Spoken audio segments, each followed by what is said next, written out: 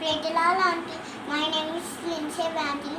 సామెతలు 3:33 నీతిమంతుల నివాస స్థలమును ఆయన ఆశీర్వదించును.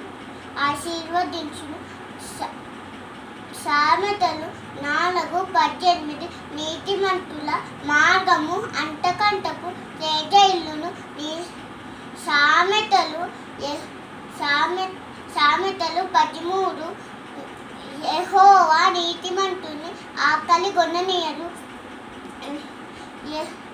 సామెతలు 16 నీతిమంతుల్ని తల మీద ఆశీర్వాదాలు వచ్చును. సామెతలు 17 నీతిమంతుల జ్ఞాపకము చేసుకొనుట